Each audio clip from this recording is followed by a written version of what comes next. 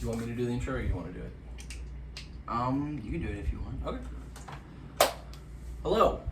Welcome to Amateur Cinephiles, the show where we watch the IMDb top and bottom 100 from the number 100 space all the way down to number 1. We've done this a couple times now, so I'll skip the intro, but we'll talk about two foreign to us films. An Indian film like Stars on Earth, directed by Amir Khan, and the most popular Turkish film ever made In all of their cinematic history. according to IMDb. Recep İvedik 5, the fifth in this ongoing series about Diabetic Borat. yeah. Yeah. It really does look like a character that Sacha yeah. Baron Cohen would play. For sure. And it's about International Athletic Games. And it's directed by Togan Gökbakar. AKA the sound that your asshole makes whenever you're taking a shit. What the fuck? Do you want to talk about the good or the bad first? Let's talk about the bad first, just get it out of the way. Because Okay. I really want to go into the Stars on Earth. Yeah. Thoroughly enjoyed it. Yeah, I could go on about Stars on Earth. I could not talk about this movie for a second. Here, let's get the plot going. Alright, so, In this fifth film in the series, following the previous four, Recep, the main character with his unibrow and fake beard, continues his adventure with International Athletic Games. That's what the movie's about. That is what the movie's about. All the jokes, even with subtitles, as me and Anthony were talking about earlier, they don't land. It's like that one scene in what was it, in Ragnarok, whenever Doctor Strange throws Loki into the thing and he's like, I've been falling for 30 minutes. Yeah. That's what all these jokes are. They've Yeah. just been falling for however long this movie lasts. It feels like just a whole bunch of like setups with no punchlines. Yes. Yes, it's like if Muhammad Ali was a paraplegic. I guess. Yeah. I have almost nothing to say about this. Outside of I could have gone without watching it. I wish that I hadn't yet.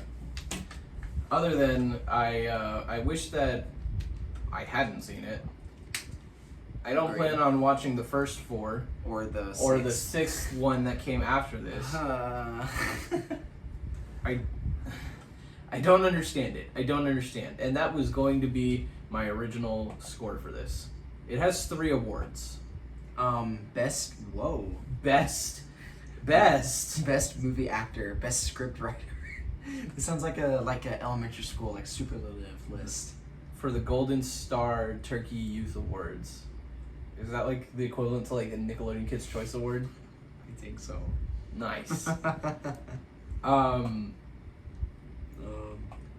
I might as well give credits where credits due. The writers were, one of them the same as the director, Togan Gökbakar. Yeah. Akbar, that Yeah. ass dude. And then his brother, I presume, Sahan, Let's who make sure. also plays the main character. Is that actually? Oh my god. So this is like the Turkish version of like Will Ferrell and John C. Reilly. Yeah. Okay. This makes more sense. Wow. What a strange movie this is. And I wonder if like it's just because this is foreign to us that we don't find it as funny. Yeah, I feel like Like- there's a lot of cultural There's a things disconnect that we don't get. Yeah. There's this. I really think that a lot of it has to do with this disconnect, and that kind of played into my original score because I almost didn't want to give this movie a score. I was thinking about it all day today before I was driving up here. Like, am I actually gonna give this movie a score? Because part of me feels like I just don't understand I feel the like- comedy because I think there might be like this cultural disconnect. I feel like my score. Are we ready for ours? I'm ready for mine. Yeah. I feel like I can't give it a score, like you said. I've been thinking about Yeah. it. So I think we should put it as misunderstood. We're gonna bad. Yeah. Type that out on the screen. misunderstoodly bad.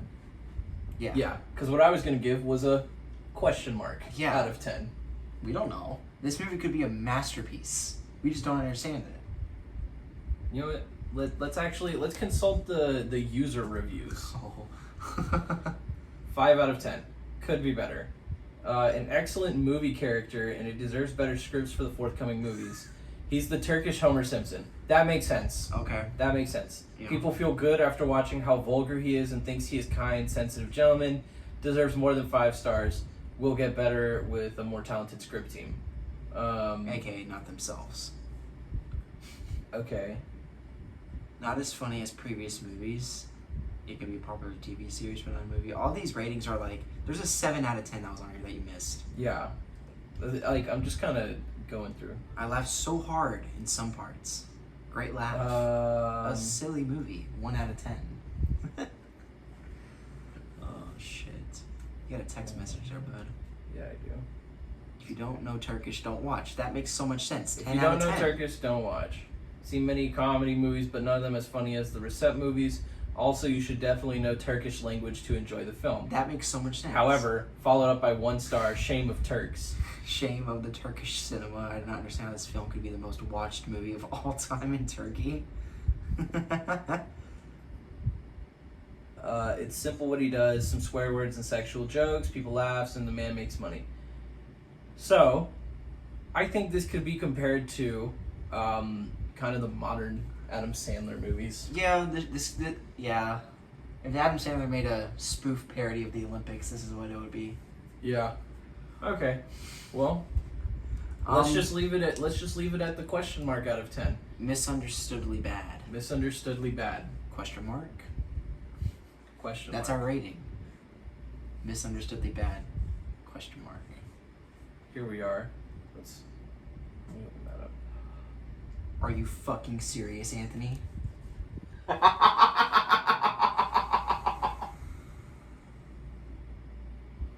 Well, we can record the audio for the second part of the video. Yeah, we can. Okay. Give it. Are you fucking serious? I told you to make sure. To make sure. And what didn't you do? We were busy. You didn't make sure. Oh my god. Okay. Okay. It's okay because that part didn't matter. It was a bad That's gonna be a movie. 3-minute segment. Yeah. See what I'm saying? Is that where we're at? We're at like 6 minutes. Yeah. We are fine. Fine as wine. All right. I would like to introduce this movie. Okay. Okay, where are we at? Sorry. All right. For our second movie that we're gonna be talking about today, it is Like Stars on Earth.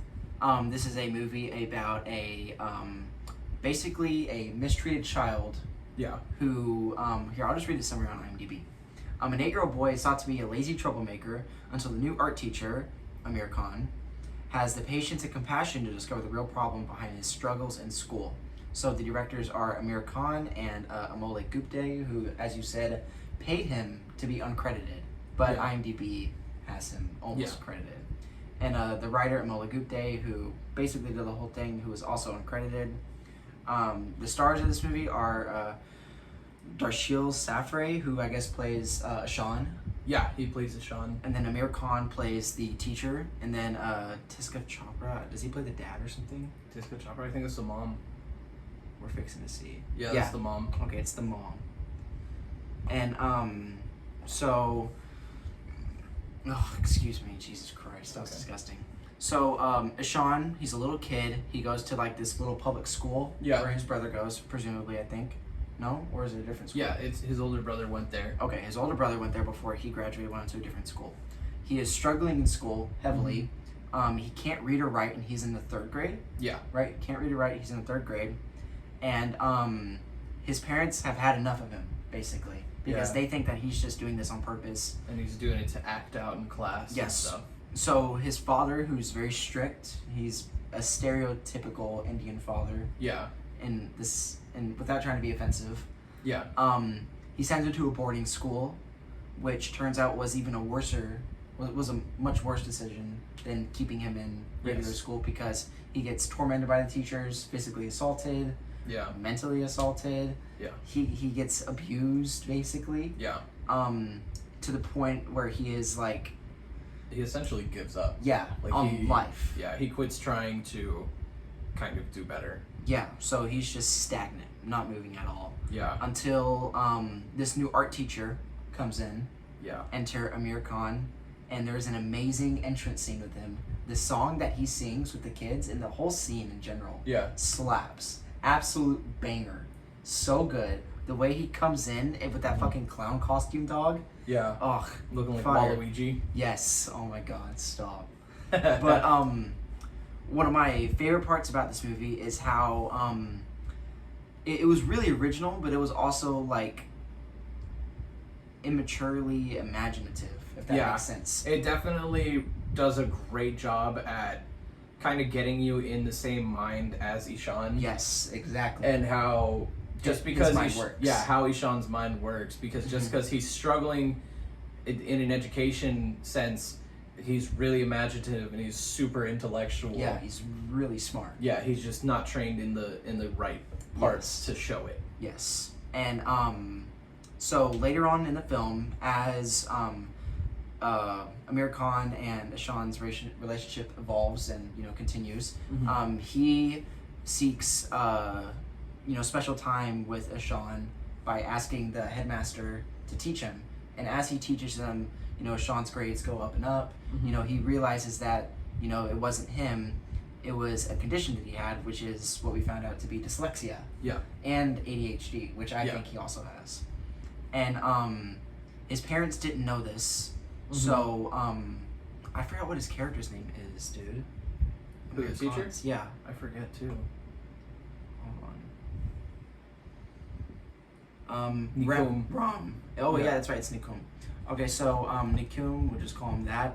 He goes to the parents' house to tell them, it's like, hey, do you think that your son has a learning problem? And like, do you think he acts up? And they all say yes. Yeah. And because he's basically fucking with them.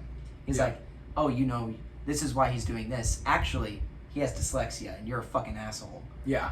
And which is, I'm so glad he said that. Like, it's probably my favorite scene is him putting the dad in his place, because the dad is so awful. Yeah, the dad is an absolute dick. And while you do end up somewhat sympathizing with the dad in the end, like, you do understand that he didn't know any better. It's not even that he didn't know any better, that he just kind of he feels bad for how he is as a father. Yeah. He regrets his decisions. Yeah. And after that scene, he goes to teach a class, and he spouts out off these names like Albert Einstein and like some kind of mystery writer or like a famous Indian singer. Yeah. And he says, oh, all these people had learning disabilities. They all had dyslexia. Yeah, they all had dyslexia. And he wasn't trying to point fingers, but I don't think anybody in the room really knew that it was Ishan. Yeah, Ishan didn't even know that it was him. Yeah, until Nikum came up to him and told him, it's like, hey, you're just like these people, I want to help you. Yeah. So movie goes on, he gets smarter, his relationship with Nikum grows stronger, and he finds out that he's like this genius level talent. He makes like a boat out of scraps, like what the fuck? Yeah. I couldn't do that shit. And it just like floats over to him, he keeps it in his house, and it's super heartwarming, and it's very it's something I've never really seen before. Yeah. It's very original and beautiful to watch, because like I wouldn't say I paralleled with the story, but a lot of things in my life, especially growing up, paralleled with this. Yeah. I didn't graduate the second grade. Right. Because I couldn't read or write. I had to learn almost the same way he did. And it just struck a chord, and I related with that a lot. Even the tennis part, because, Yeah. Yeah. And so they have this art competition. Great scene, great sequence of scenes, if we're being honest. Yeah. The teacher tells the dad, hey, we're having this art competition, you should come. Right? The dad stands in front of him, and he's watching the son say, like he's speaking out. He's reading the paper. Yeah, and he's never seen him do that before. Yeah. And he just breaks down, and he walks out. Yeah. After Nikum gives him shit for being a bad dad. Yeah.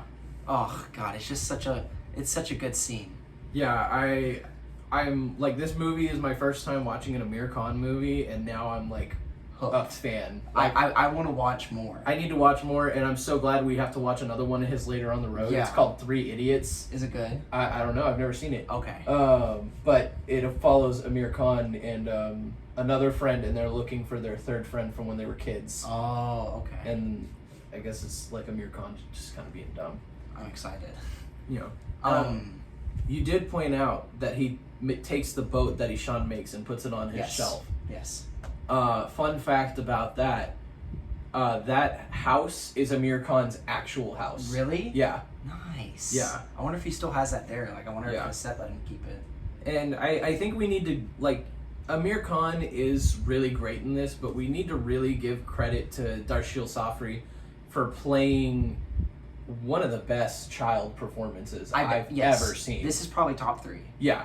He's so good in it. And for him to go from that to not taking any other major roles, that is insane to me. Yeah. This is... he played such a complex character. Yeah. And such a complex emotionally. Yeah. Like, he's very... He's really good at portraying his emotions. Yes. Very good. Especially, like, in the early scenes whenever he was getting beat up by the kids. And then from, like, to displaying, like, depression, which I don't even think a child his age can concept, you know? Yeah. Unless if you're in a situation like his character is. Yeah. And he embodies that very well. 10 out of 10 for his acting. Yes. But final scene, they're in an auditorium and they're having a painting competition. Everybody's having fun. They're making fun of the teachers because they suck at painting. And Ishan isn't showing up. So the teacher, I keep on forgetting, Nikom, is getting worried, basically. Yeah. And he's at this point, he's like, oh, he's not going to come, so I might as well do my painting. Yeah. So his painting is a beautiful portrait of Sean. It's like with these red and white and black hues. It's super nice. Yeah. And then Nikom's mentor comes in to judge. Yeah. Right? So Sean finally comes. And not everybody notices, but the main characters notice. Nikom and the teacher and his friend with the crutches. Yeah. He notices. And then he just starts painting. And it goes on and on for 5-6 minutes for this dialogue of just showing everybody around. Yeah. And then it shows his painting, and hopefully we can put it up on screen. Yeah. It's like this beautiful, God, I forgot what the artist's name was, but he does this beautiful, like dot art painting. Yeah. And it's just him sitting down in this little lagoon with this beautiful background and these vibrant, it's such a pretty painting. Yeah. And he ends up winning the award for best painting, and his painting gets to go in a yearbook. Yeah, it's the cover of the yearbook. Along with Nikom's, which is the back cover, which is really cool. And it's just a feel-good movie. It is. It is very heartwarming. It gave me my stomach feel nice, you know what I'm saying? This is also, I think we need to point out, the longest movie that we watched. Yeah. This felt 2.5 hours. An hour and a half long. Yeah. It did not feel so good. Which is funny because Citizen Kane was an hour and 48 minutes. Felt 10 times longer than this movie. Yeah. Yeah. Oh. This there's so many things I like about this movie. This movie is a lot more lighthearted than anything we've had to watch. Yes, it's longer, but it doesn't feel like it. Literally, I could watch this with my mom and I don't think she'd notice how long it was. And on top of all of that, I was getting a bit of a fatigue on these old classic movies that we've been having to watch a lot. Mm-hmm. Getting something modern, lighthearted, and easy to watch. Easy to watch. Yeah. It was so refreshing. Mm-hmm. This movie came in with really perfect timing, and I think it's kind of funny. This is kind of the opposite of some of the movies we've had to watch recently, Come and See. Yeah. Where it's just it left me with such awful dread, and then this was oh, nice. Yes, children being children. Yeah. What normalcy. There's no trauma in this. Nobody gets bombed. Yeah. Oh, thank God no one dies for once. I know. Fuck. It's the first movie we've watched, even in the good and the bad, no one's died. Is that true? Yeah. Eternal Sunshine, nobody died. Yeah, you're right. Yeah, fucking liar. Yeah, but still. Alright. My heart died for a minute with Eternal Sunshine. Rating? I would give Like Stars on Earth an 8. An 8? For sure. when I first rated this, I gave it a 6 actually. Really? Yes, just because I started to get a little annoyed with the musical numbers that kept going. Those like music video montages. I felt like there was one too many, and they were going on for way too long. Can I also point out the soundtrack to this movie? The soundtrack to this movie slaps. I was playing Rocket League the other day. I listened to the soundtrack of this movie, bro. It is the most like hyped all Indian bangers you'll ever hear. Yeah. Straight fire. But besides that, my rating for this movie, it has kind of come into hallowed grounds for me. This movie touched a lot of personal vendettas about myself, and it made me very emotional, and I cried like 4 times. I was a little bitch, alright? But this movie is, like, I'm teetering on either a 9 or a 10.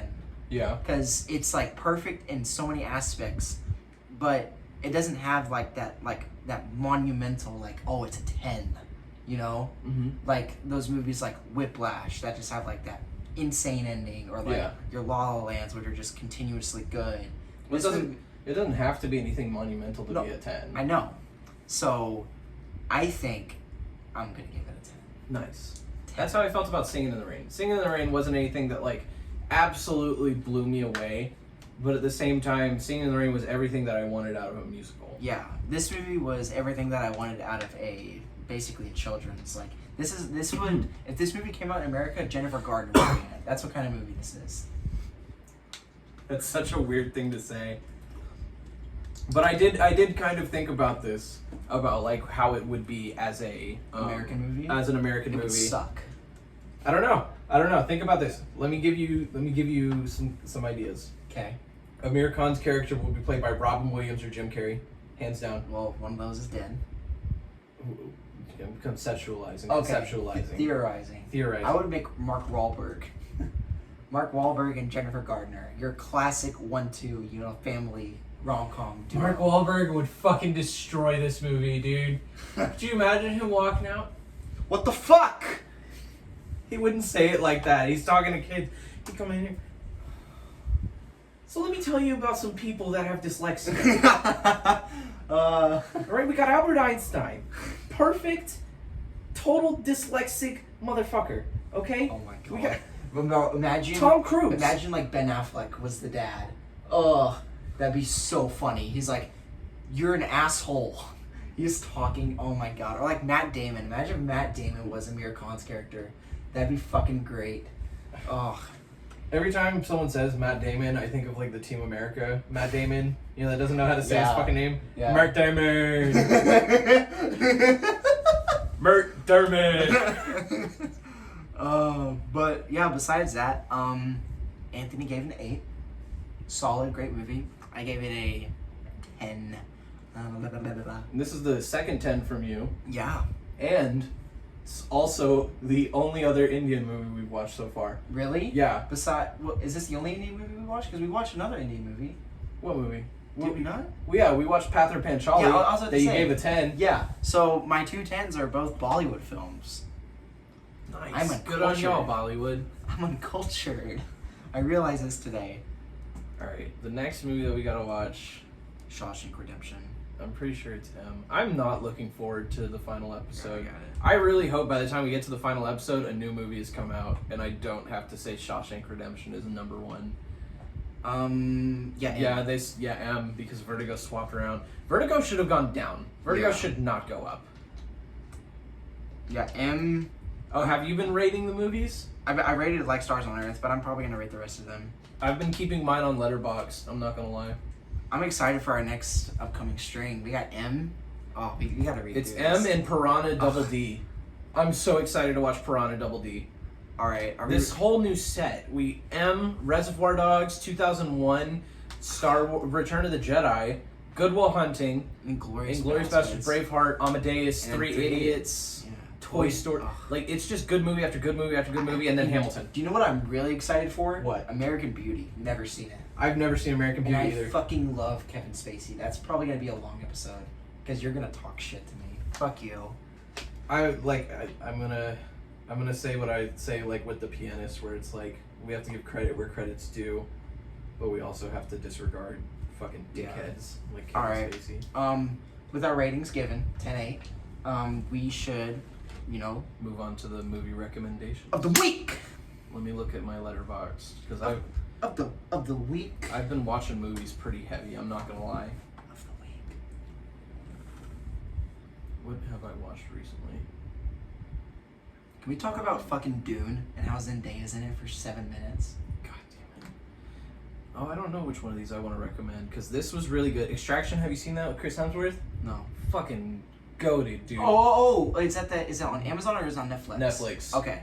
Because the one that's on Netflix is The Tomorrow War, which I watched recently. Chris Pratt. Yeah, that movie was actually decent. It was okay. I was pleasantly surprised, I will say. It wasn't anything that like I'm like, oh, you gotta watch right now. All right. Extraction was. Do you have your recommendations, sir? Yes, I do actually. I have 2, but they'll be short. You always have to. Yeah. Okay, frick off. Okay. I watch a lot of movies. Okay. Let me actually pull up the director and shit of this because I have no idea. The Witch Part 1. You gave it a 4.5. Yeah, it's a strong 9. That's my recommendation. It is so good. Oh, is this what you're recommending? Yeah. Okay.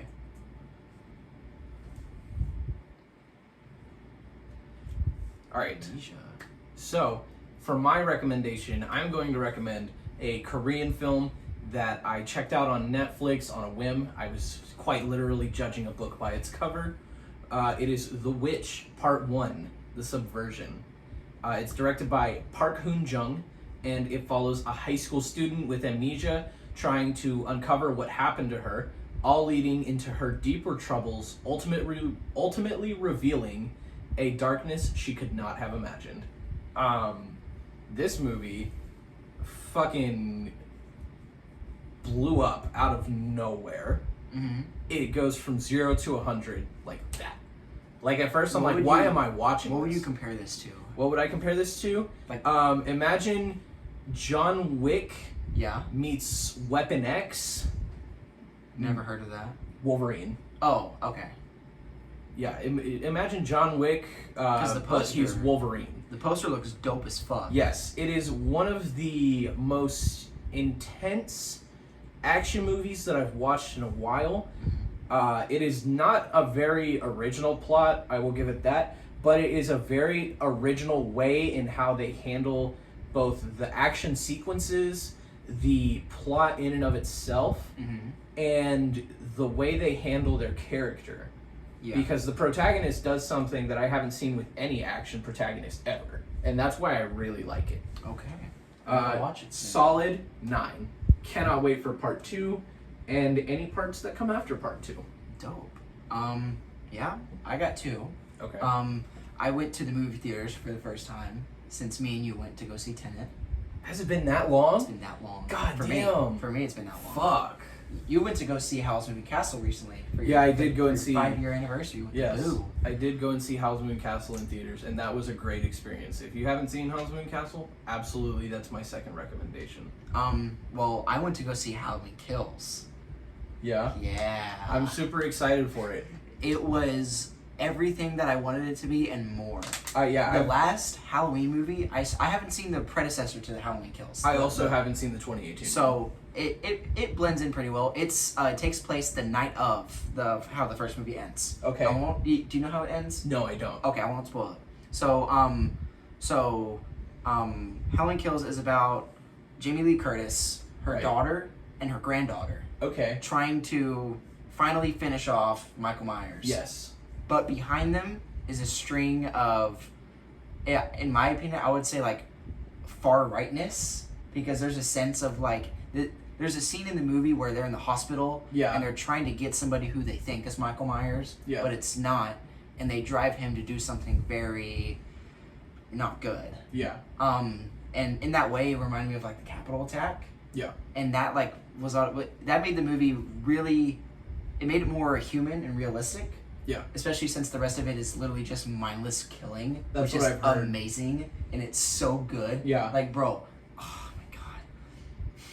There's a scene where motherfucking Michael Myers right? It's no spoilers. He grabs, you know, like those tube lights. Yeah. Have you ever seen the 40-Year-Old Virgin where they break Yeah. the shits? He gets one of those, goes up to an elderly woman, right? Through the neck, dog. And it's like, oh my god. And he takes it out. It's just this huge hole. Blood everywhere. And it's so awesome. Bro, Shelby, she wasn't even watching the movie. She was like, hood over her eyes. Like, and she was just screaming as soon as she heard a noise. It was fucking hilarious. And she kept on telling me to be quiet because I was making too much noise in the theater. I was laughing so hard, bro. I couldn't stop. So yeah, that's basically it. 7 out of 10. Great horror Nice. movie. Gory. It's fun. Yeah. Second one that you don't like. My second recommendation. The Guilty, which is a remake of a, what is it, French thriller? Is it French? I think it's Swedish. Swedish? Swedish. It's either Swedish or it's French. It stars Jake Gyllenhaal and like literally nobody else. Actually, that's false. It stars a lot of people, but But- only their voices. It's Yeah. Danish, actually. Or Danish. it's from Denmark. Denmark, whatever. Same people that made the So Hunt. Jake Gyllenhaal is a police officer who is on probation, so they send him to answer 911 calls. Yep. And the reason for his probation is unknown until the last scene, but we can kind of suspect, especially with current events going on today, what he did. And so he's answering these calls. He gets a call from a woman saying she's been abducted. So he does literally everything in his power to get her out of the situation, but then the situation twists and turns in a way that even I didn't expect. Because I've never heard of this movie. And this movie was really good. Great twist. Great acting. Jake Gyllenhaal carried the fuck out of this movie. Jake Gyllenhaal is really good in He's it. so good in it. Like, ugh. Like top 10 Jake Gyllenhaal movies. I wouldn't say it's top 10. I would. It's great. Just because... This movie compared to a lot to... Sorry to interrupt you. But it compared to a lot to the Tom Hardy movie. What was it called? Drive? He was in a car. Locke. Locke. It compared a lot to that, in my opinion. Yeah, in the same vein that it's one guy, it takes place in one setting, and it's Yeah. just a lot of phone calls. But, yeah. 8 out of 10. Great suspense movie. Great ending. I think so. I like the original one. I haven't But seen it. the original one, he's more likable. Yeah. He's not a dick. Yeah, Jake Gyllenhaal's an asshole, but he plays his character very well. That's why he's an Yeah. asshole. He's such a fucking cunt in the beginning. God damn it. It's like- All these people are getting it's like- hurt, and he's like blaming the victims. Oh my What god. a fucking bitch. The guy like hurt his bike on it and he's like, we're getting drunk outside. Yeah. Like motherfucker could have broken his femur. Yeah. No compassion. So yeah. Movie recommendation for you was The Witch part 1. Yeah. and Howl's Moving Castle. Yeah. Mine were Howling Kills and The Guilty. I think that's it from us this week. Hopefully we'll get a bunch of videos uploaded soon. Yes. We can put this at the end of this video, that'd be nice. Yeah. Yeah, we can get a bunch of videos uploaded soon. We've just been behind on life. Yes. Yeah. Midterms, Yeah. full-time jobs, Yeah. whole mess of messes. Yeah. So hopefully we'll get more consistent, and we're sorry for the not uploading. Yeah. So yeah, we're in for your Cinephiles, and see ya. Bye. Cool.